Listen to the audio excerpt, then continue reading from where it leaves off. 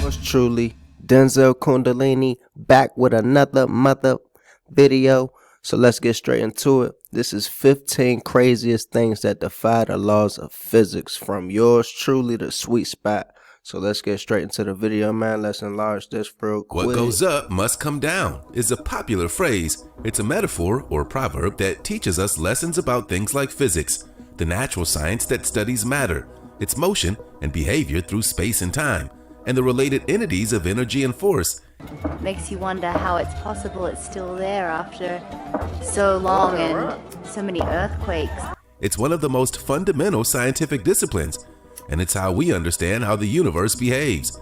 Until it doesn't, like we're about to see in these next gnarly videos, up, down, and all around. 15 craziest things that defy the laws of physics.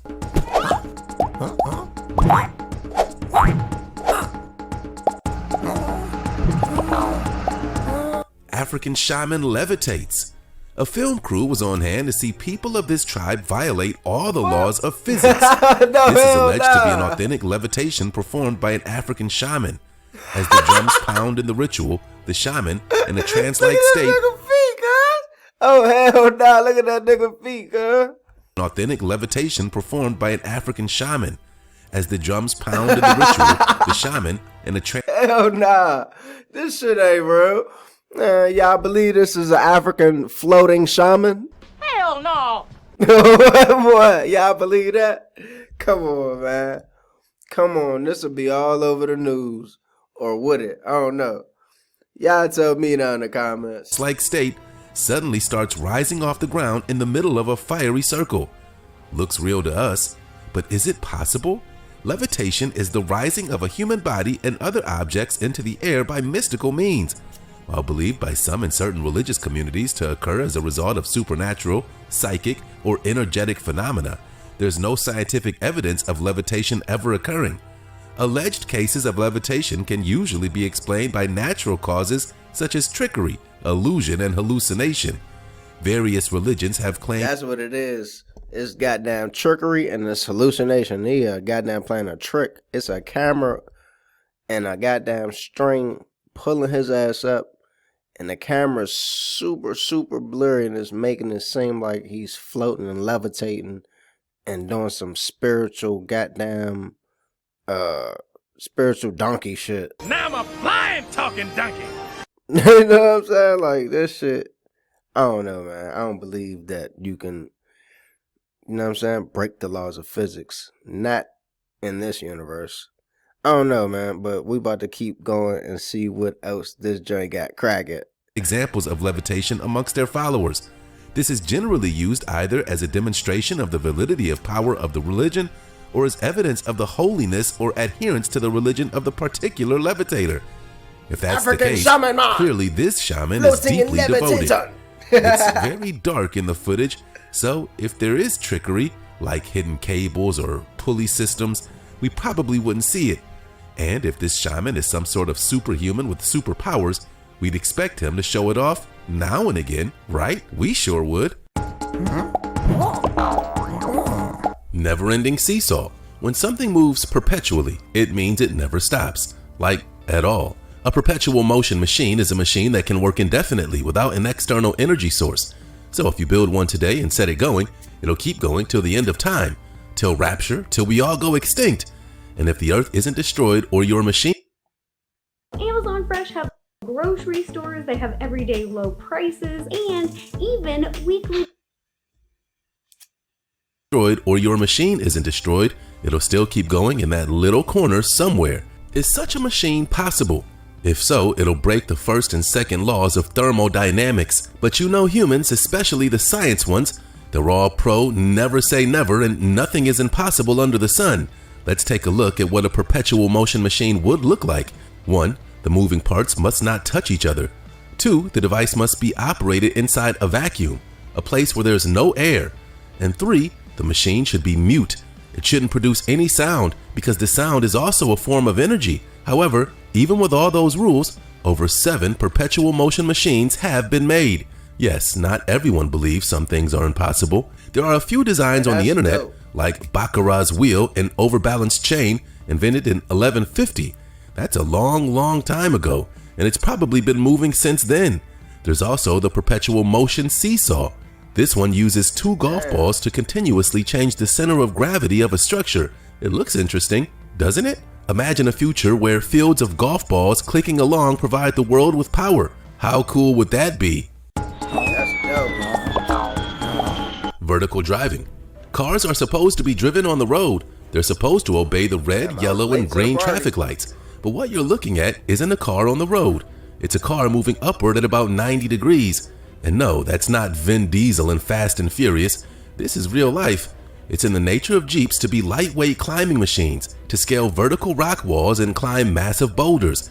Because of the Jeep's 33-inch tires, flat front end, short wheelbase, and 10.8 inches of ground clearance, and has an approach angle of 44 degrees.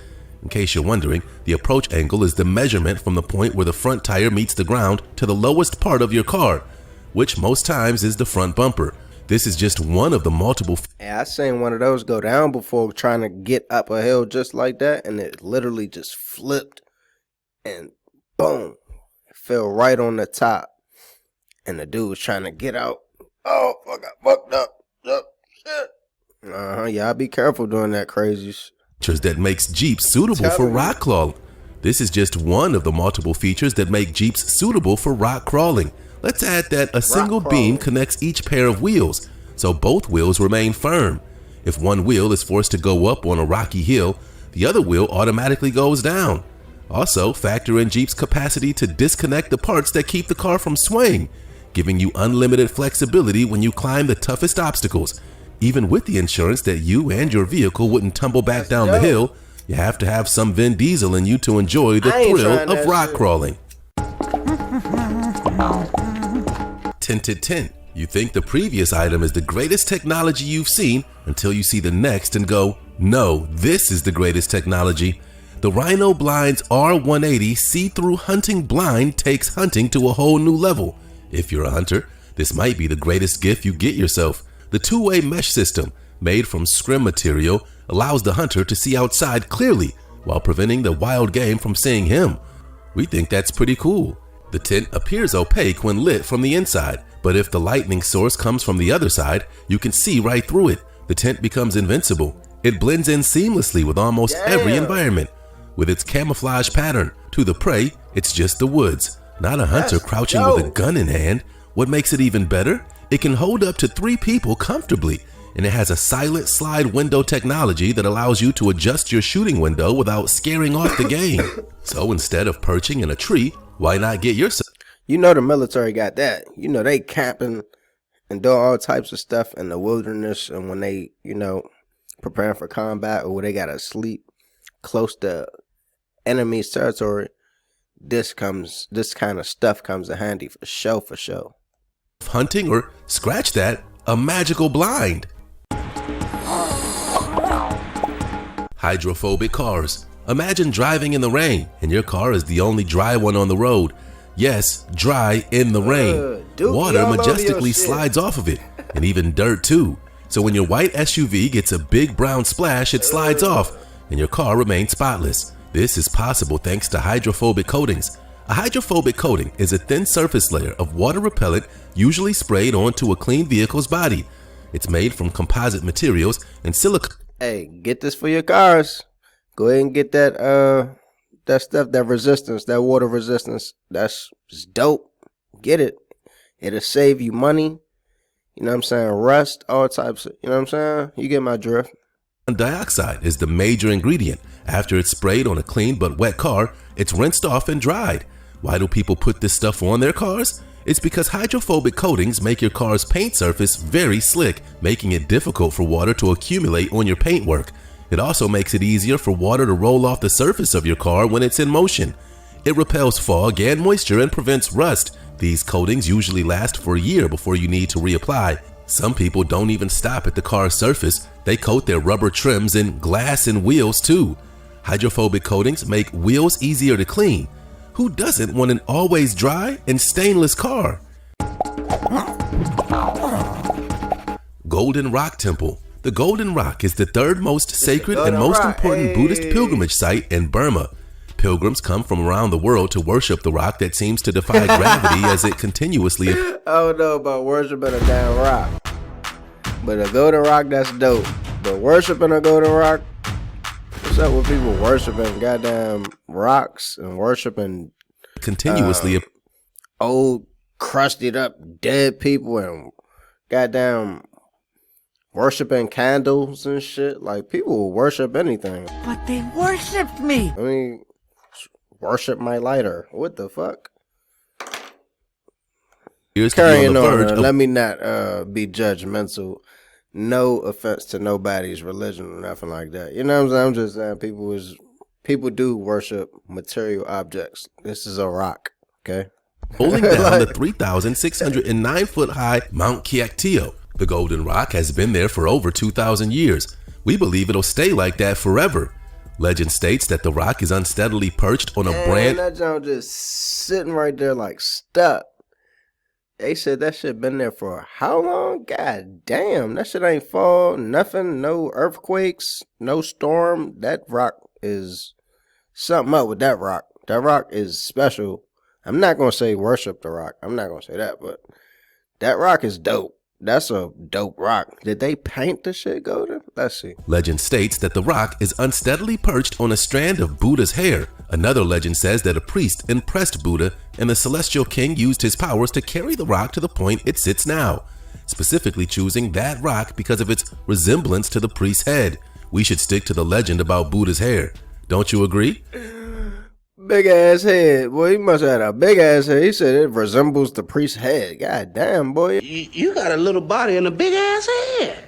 Yeah. Your head must be the rock or big pagoda is 24 feet tall. The male devotees decorate it with gold leaves, causing it to shine during sunset. Looking at it now, we're sure you have the urge to push the rock. Well, of course, many have tried that. Some even say the locals tried to push it and pull it down with ropes because they didn't like the international attention or disturbance they were getting. But the rock didn't move an inch. There's some strong... Y'all gonna push that shit? That shit gonna be crushing houses on the hill, killing people. God damn, y'all reckless as hell. Just leave the rock alone. Let nature do its thing. God damn. Magical super glue. Humans always trying to fuck up some God, just calm down, chill, relax. Y'all always trying to do some extras. That thing. Floating tin ship. This aluminum foil seems to be floating on water we can't see. Is it magic? Is it some video effects? Well, no, it's none of the aforementioned. What it is an aquarium filled with sulfur hexafluoride, SF6. This gas is proportionally non-reactive and has a density of 5 times that of air. And as you can see, it's transparent. With a few liters of SF6, an aquarium, and aluminum foil, you can perform this trick yourself. When you make your boat with something as light as... Hey man, they are revealing and they are fucking up the magician's money. You think magicians, that's what they got, bro? When you be seeing things floating on the stage, bro, this is what the magicians are using, bro. The gig is up, the jig is up. I don't study magic, I don't know, but this is revealing right here. The jig is up, magicians. Y'all gotta get some new gigs, man. The jig is up. It's like, no, magic will always be, you know, fascinating to kids and children and stuff like that. So, but this is revealing right here. It's going to float because it has a lesser density than sulfur hexafluoride. You can even sink the boat by bailing some of the gas into the boat, like this guy in the video. Sulfur hexafluoride can also be used for other tricks. Since sound travels slower in SF6 than it does in air, if you breathe the gas into your lungs, your vocal cords vibrate at a lesser frequency than they do in air. Hence, your voice becomes unusually deep. You see that magic can sometimes be simple. You have to learn the secrets behind the tricks. Growing stones. What do you think about stones being watered and nurtured so they can grow? Weird, right? Stones aren't living things. They exist to do stonework and nothing else. But these Romanian stones don't agree. You can call them rebellious stones, refusing to be placed in the same box we've placed other stones in. Known as trovants, these growing stones found in a village called Costeti are said to be a type of sandstone concretion that secretes cement. The stones vary in shape and size. You can carry some of them like pebbles, and some you wouldn't even dare to lift. In fact, growth isn't the only factor that makes people presume Trovants are alive. They also reproduce. After heavy rain, they reproduce little sandstone deposits.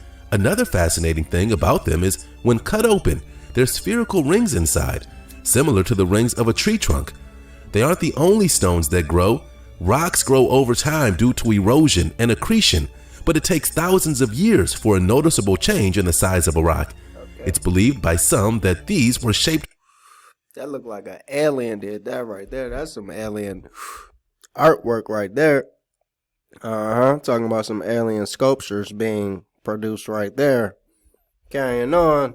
By earthquakes 6 million years ago, meaning these guys have seen more life than us.